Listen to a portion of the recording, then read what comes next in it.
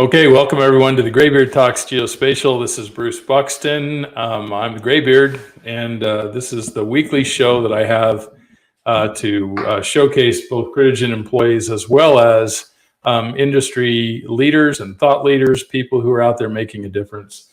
I'd like to welcome to the show today Kendrick Faison. I'm going to add him here. Switch places with us. There he is, his smiling face. How are you doing, Kendrick? Hey, good. I'm a half-bearded guy, so thank you for allowing me to share the stage with you. He's not the gray beard, but he's a half beard. That's awesome. Hey, we have a little latency. Absolutely. We have a little latency going on here, so you're going to have to be gentle with Kendrick and me because that's going to be a little bit difficult going back and forth. But we'll try and manage it. Well, we'll see. We'll do the best we can. So I want to thank everybody who's on today, who is watching. I'm going to try to bring up all of your comments as they come up on the screen.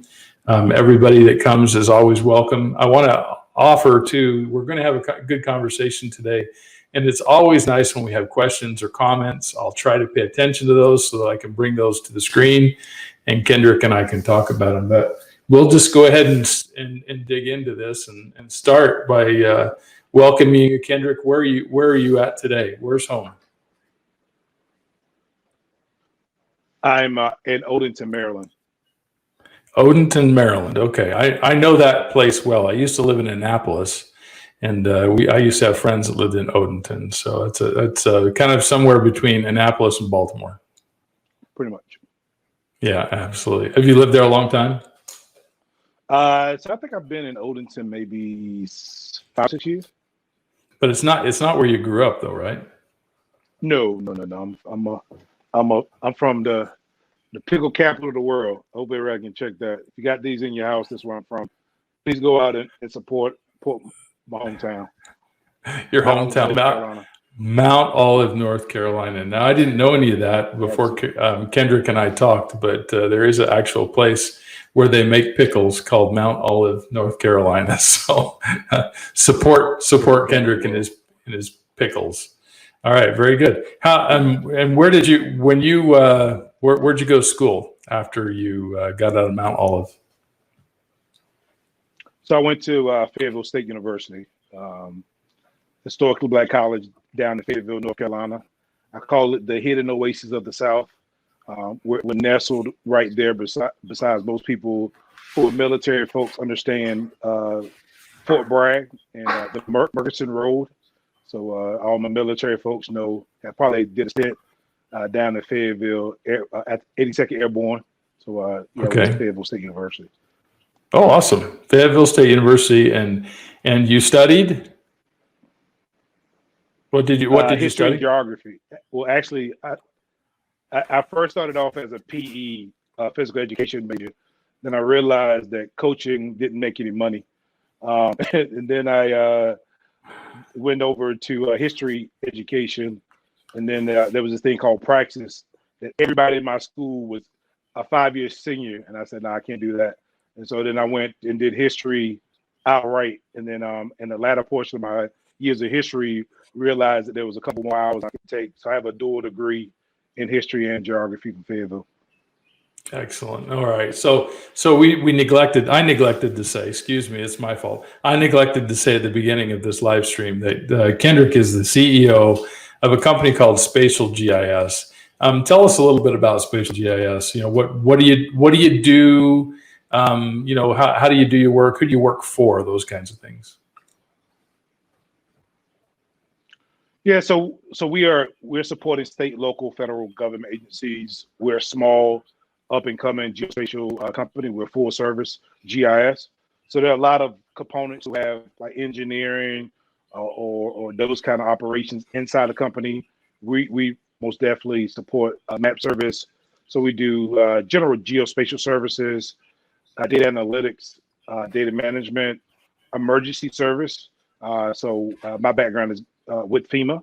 I actually used to be the National Geospatial Lead with FEMA, and then training. And so those are the things that we we're working with. We have a couple contracts that we are subbing. Some of them, majority of them are drone contracts, to be very honest.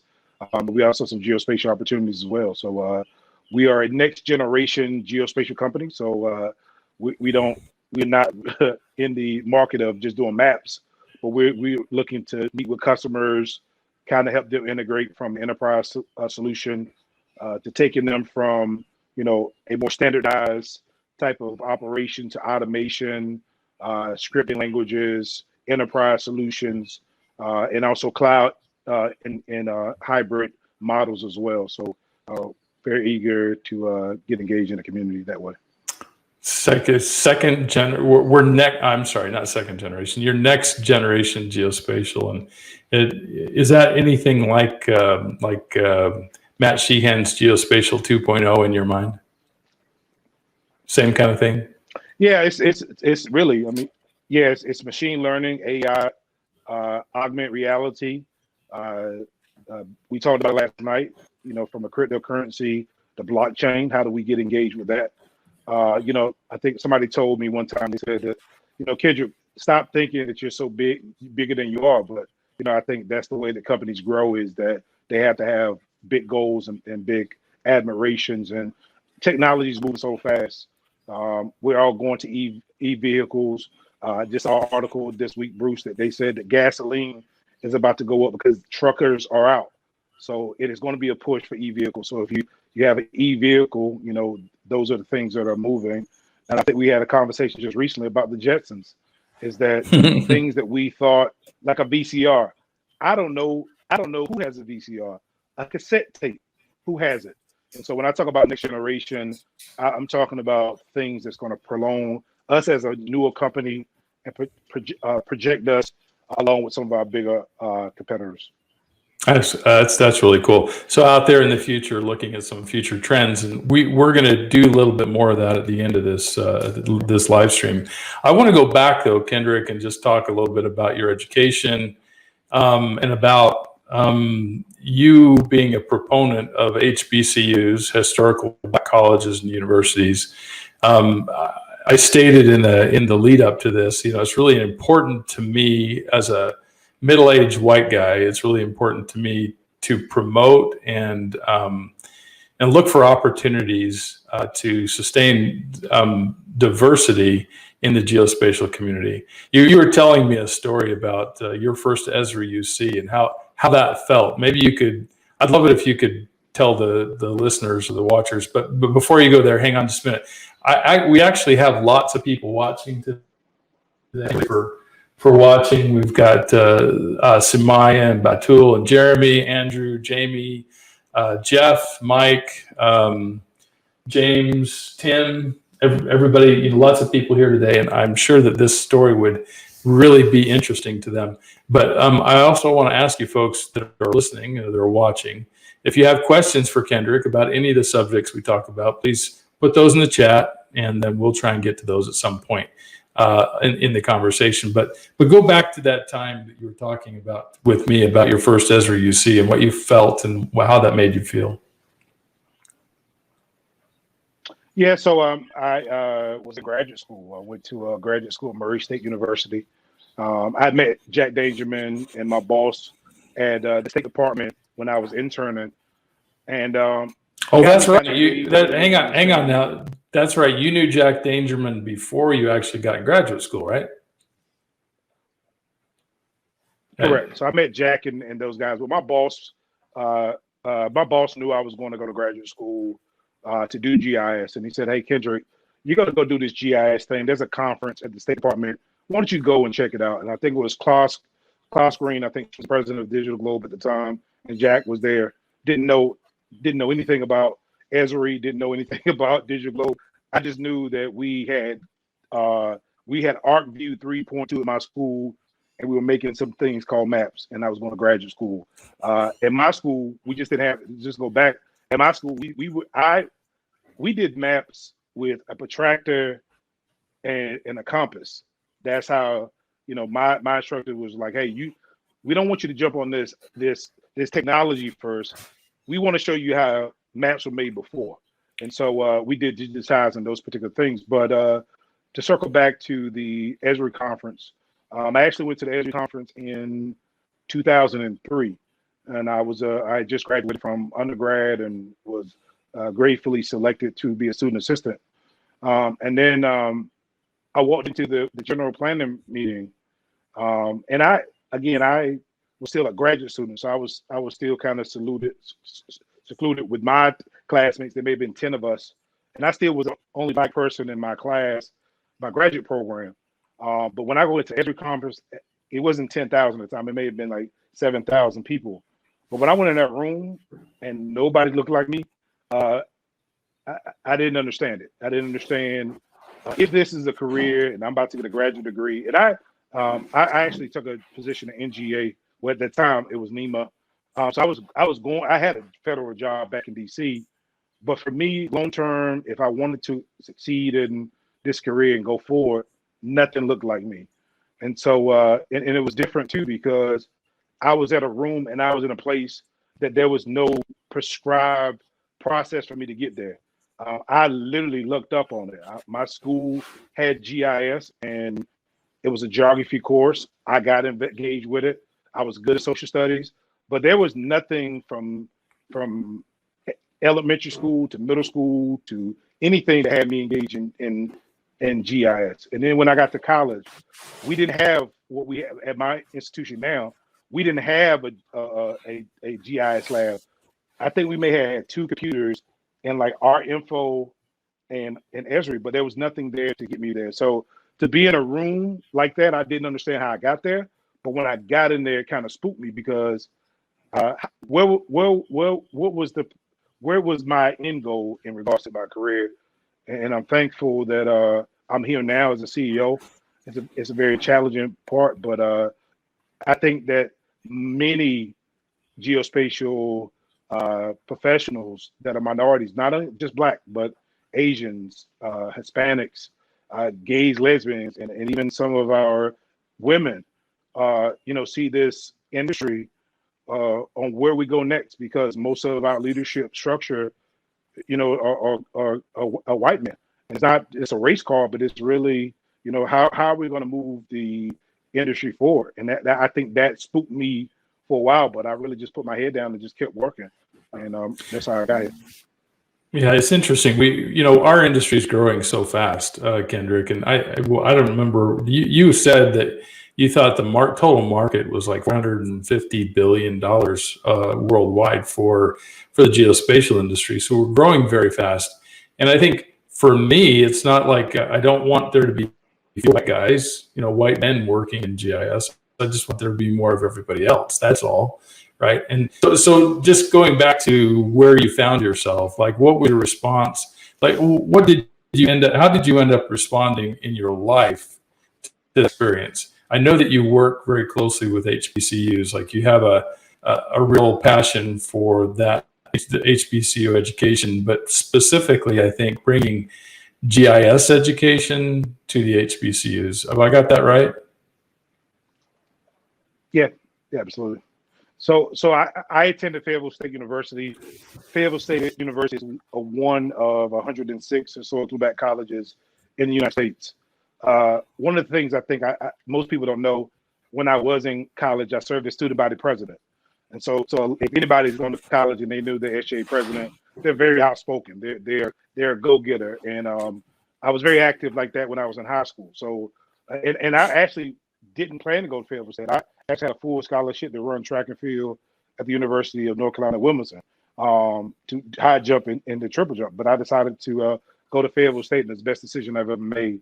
A lot of people downplay HBCUs, but I think what most businesses and people in our space don't understand, that we got some of the smartest students.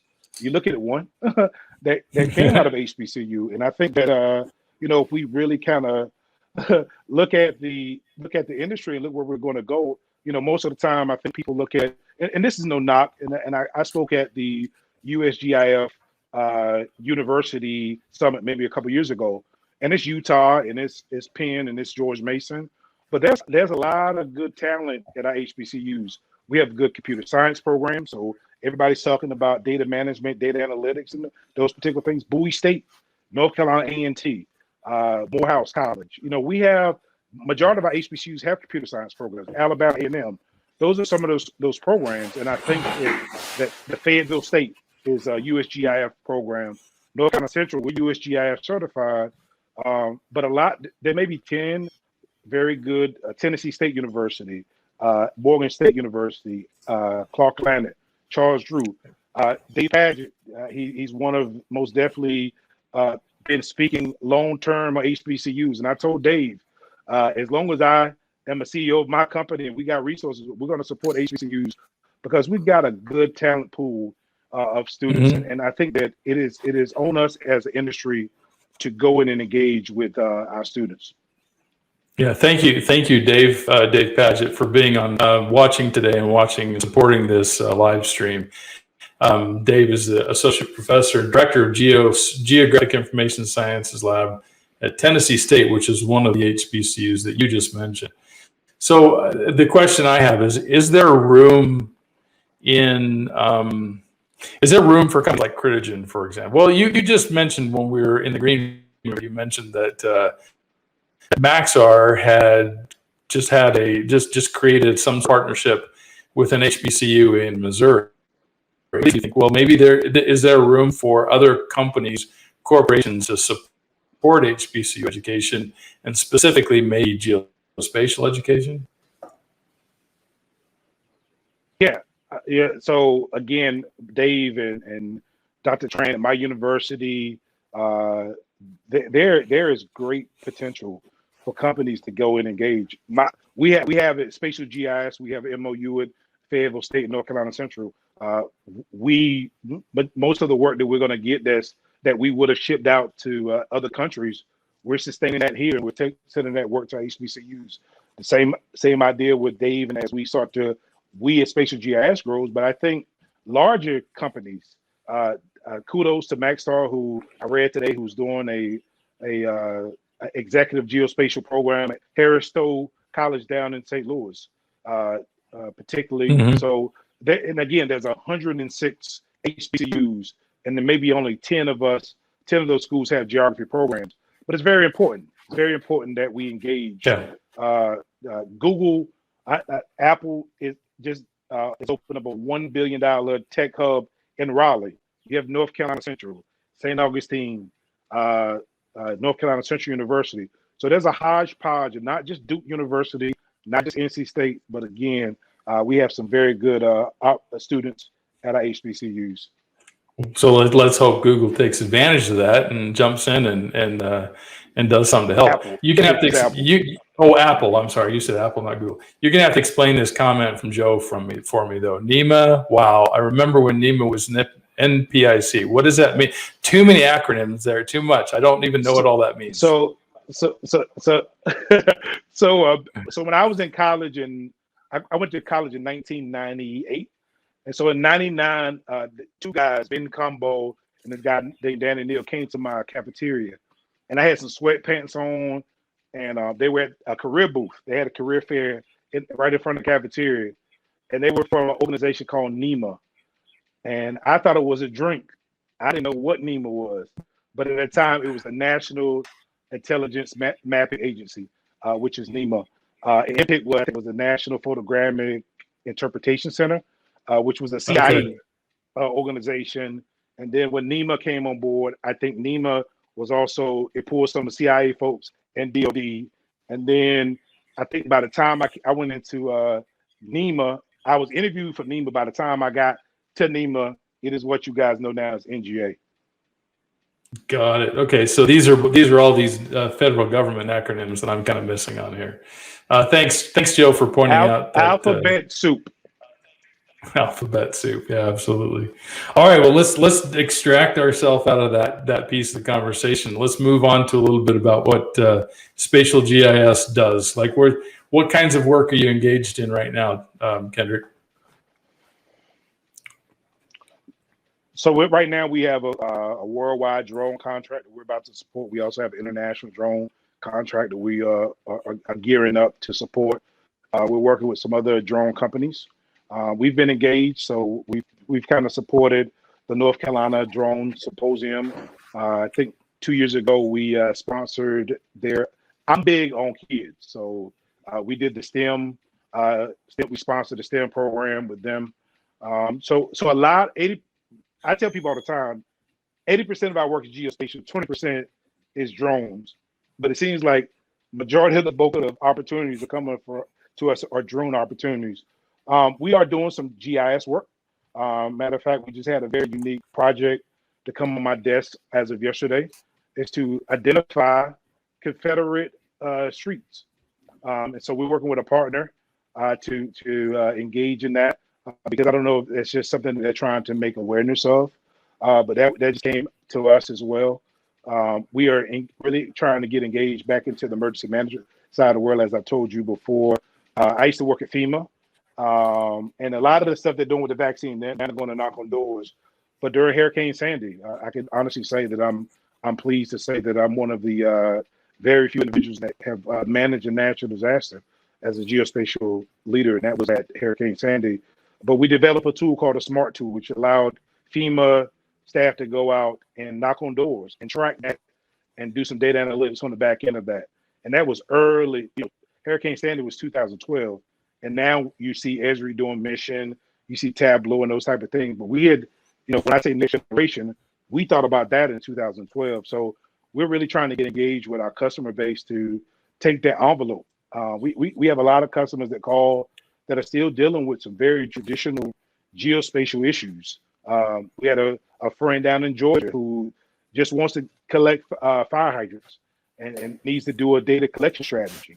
So we want to come together. But one of the things that we want to do is always bring added value to our customer base and really listen and whiteboard process and really kind of give customers value from all the deliverables. So we're eager to sit down with any customer to kind of hear the needs. And so I call myself a need-based organization where we could kind of listen and give customers things that they may not thought that they really need to operate. And really two things, Bruce, is we always try to save our customers time and money at the end of all of our projects.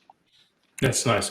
It's great when you hear people that have a customer-centric focus in their work. It's important to think of the customer first, in my opinion, rather than thinking of what's happening on your end. I mean, you have to think about the profitability of your company, but if you focus on your customer's success, you're more likely to see that profitability rise and be sustainable over time.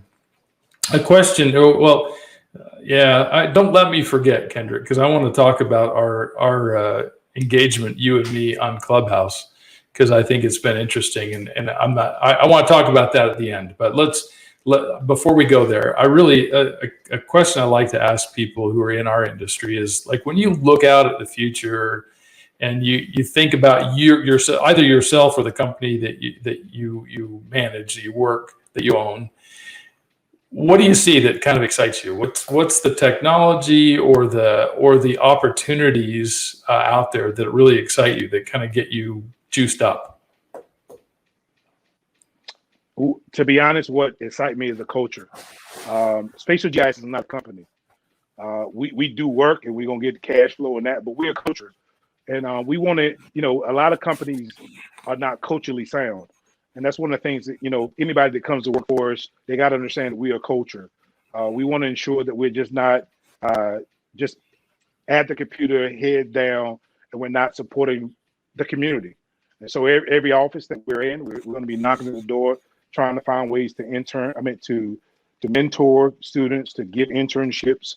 I'm engaged here where I live at Odenton. And so when I say from a company perspective, where we're at, and what excites me is I told you, we got 400 plus resumes of folks ready to come and be a part of the family. And so the uniqueness of it, the organic piece of GIS, the ability to, in one moment, talk about health disparities, then the next talk about crowd management, then the next to talk about how do we manage a national disaster, to go back to how we mapping out the trillions of dollars that President Biden is actually given out, right? How do we track PPP? And then, like we saw this week, the census data, like how can we pull that data in? And so food deserts and those particular things. So being able to take what we call data and visualize that to make change throughout this world is very key. And I think that's one of the things I think the idea of GIS and geospatial technology alone and location services brings to the table. And it's a uniqueness. And that's why so few of us, I think, that gets it. But the ones that do get it understand the power of what we do from a day-to-day perspective. Yeah, what we can go now down to the Clubhouse thing. So you and I manage a club on Clubhouse and a room, a club, and then we also have rooms there. But we manage a club called Geospatial Connections, and we have a couple other admins that work with us. Bonnie McLean is one, Juliana McMillan, Will Hoyt is another, and Tim Nolan. So there are 5 of us, and we have rooms every Wednesday night at 7 p.m. Eastern. I guess that's 4 p.m. Pacific time. But and these rooms are all about different geospatial topics. Last night in our room, you were like the master mod. You did such a great job. I was so impressed. Have you been practicing? Wild Card Wednesday. No, yeah. It's just me. I keep telling you, people don't understand. Take me out of my limit. I'm telling you, I'm a very straightforward person. But listen, I'm a team player. So it was Wild Card Wednesday, man. You guys said let's just do whatever we do. So it was good. That's right. You were really good. You were really good. But Bruce, the 5 people that are moderators are some of the greatest minds in our industry.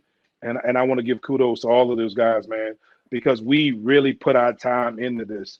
We all of us are doing things. I'm running a company, got some other entrepreneur stuff that I'm working on. But on Wednesday at 7:00, shameless plug to Tim last night. I hope he's over his tequila hangover. But Tim, we find a way to get through it, and it's just a very unique piece. And people, if you haven't been a part of the Clubhouse environment, you got to come in and spend some time with us. We talk about a lot of things, and it's free, and it doesn't cost you a dime, because what we're doing is giving you a lot of our battles and some battle test opportunities and issues that we can help you kind of advance yourself in a very fast and unique way. We have some really good folks there, and what's really exciting to me about that environment in Clubhouse is that we have some students. We have a gal that shows up often from Canada, she's a senior in college, right? And she's studying geospatial and super excited about it. We have a lady in Philadelphia that runs a county GIS, right? She's the county GIS manager. We have people like yourself, CEO of a spatial company, and lots of people from Esri that show up from the open source community. So it's just such a really cool mix of people. So if you're not already... Bruce, not to forget our international friends. We have people from other countries that come out and join Clubhouse. Yeah, Nathan shows up almost every week from New Zealand. That's really cool. We have a guy that shows up from Amsterdam almost every week. So that's really neat. That for me, the reason that we even started the club in the first place is because I want to create a geospatial community, a community of people that know each other, that are connected really well, and we share ideas, and we talk about in things that are not just to geospatial, but also to our community.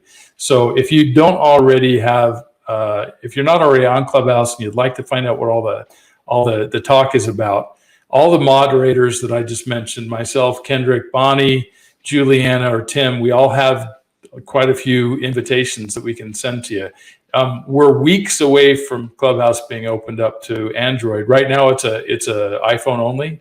But they say we're weeks away from having the whole thing opened up to non-invitation and also Android. So hold on, because it's going to get crazy.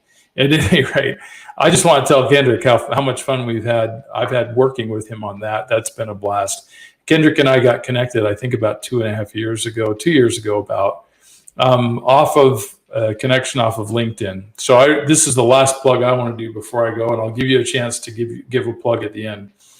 My involvement in LinkedIn, I kind of started and just kind of was working with it a little bit and trying to figure it out. It became real for me. Actually, this is really important to this conversation. It became real for me when I was in a hotel room in Houston, Texas, and I got on a Zoom call with Kendrick. And that's when it got real for me, because Kendrick and I had met and we had this virtual relationship online. We talked about a few things. We'd sent a few messages back and forth. But LinkedIn and the power of community got really real to me when I had that conversation over Zoom with Kendrick, because I'd taken my virtual relationship, and although it was still virtual, we weren't in the same space. We weren't just texting, talking over an application anymore. We were having a face-to-face conversation, and we were becoming friends. So I think that's really, for me, that's really the power of LinkedIn. That's the power of Clubhouse, that we can make these relationships that we have to have because of the conditions of the world today, that we have to have kind of virtually or at a distance. We can take them and we can make them real. So I just want to put a plug in for anybody who is doing the LinkedIn thing or the Clubhouse thing. Make your relationships real. Get into a relationship with somebody and do something with it. So Kendrick, I'm going to give you the last word today. Yeah. So one of the things I wanted to say to everybody, man, listen, there's some kids out there. Shout out. I want to give a plug out to the program out in St. Louis. A bunch of young people that are learning GIS. And Mrs. Ross, Dr. Ross, down at St. Louis, she's doing an amazing job. But guys, she shouldn't be the only one across this country trying to help young people understand how to get in the GIS community. What amazing! I was in the shower and I thought about this. What would have been amazing after the George Floyd if all of us GIS folks would have went to Minnesota and put on a one-day event to introduce GIS in the midst of issue with George Floyd, after what we saw and how galvanized our country was. How would it be if we could, during the next national disaster, that we go out and we engage with young people to help them support FEMA with tools and drones and data collection tools. We have President Biden talked about it. We have a generation that we have to learn and train on what this new technology is. And so we got to find a way to roll up our shoulders, get away from our desks, get away from our cell phones, get back in our communities to engage our young people, because there are some young, not only young Black, but there are also some young white people that need to get engaged in this industry. And it's on us. It's on us as practitioners and professionals of this technology. And the last thing I'll say is that money doesn't really matter. Relationship capital means more. And so to sum up what Bruce said, the time that we got on Zoom really was a deposit of a relationship capital. Every Wednesday that we get on Clubhouse, it is us depositing in what we call relationship capital. So guys, always feed your bank up with relationship capital, because I promise you at the end it'll pay off way more than money will ever do. Yeah, I thank you, Kendrick. And you know what that makes me think of, when I think about what you just said, that's really actually the crux of how we can actually bring geospatial to more diverse people, is by engaging deeply with relationships, right? Not standing off at the side. And you heard it here first. Kendrick's kind of throwing down the gauntlet and saying the next thing we have come along where it's clear that we can have some sort of a voice. Let's have a voice as a geospatial community, and let's get out there and show the young kids that are interested in this kind of stuff what they can do. I wanted to highlight a comment that this says LinkedIn user for some reason, because I think Bonnie McLean has got her filter on, so we can't see who she is. But this is Bonnie McLean, one of the moderators on Clubhouse. She says, also folks with extensive industry expertise that backed into geospatial and location intelligence. What she's saying is, there are people on Clubhouse in our room that fit into this category, and she's talking about herself. And she's an author and someone that you ought to follow. If you don't know Bonnie McLean, you should follow her.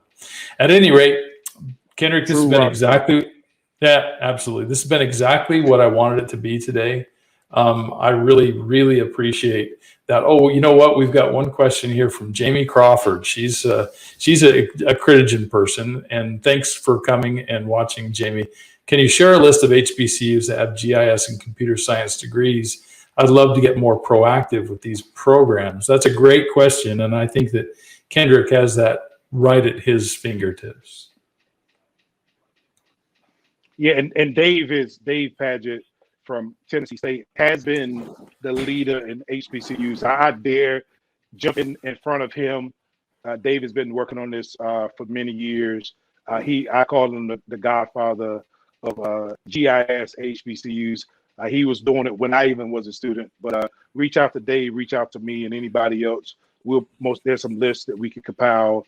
I think we have some that we started, but Dave, myself, reach out to us. We'll put our heads together. But I know the ones I named already are some good ones. But we can put a list together for you. So thank you. So I'm gonna ask David. Dave, if you could just, I'm gonna go ahead and connect with you on LinkedIn. If we could just have a conversation, maybe you could share a list of the HBCUs that have geospatial programs. I know that you mentioned to me before we actually had the live stream that North Carolina Central and Fayetteville State both have those programs, correct? Yeah, so we're the only historical black colleges that are USGIF certified, and that's through the United States Geographic Intelligence Foundation. It's a very prestigious certification. We're proud to hold it. And Fayetteville State was the first to hold that prestigious distinction as HBCU. Cool. And I guess Tennessee State is right up there too, right? Listen, there is no competition.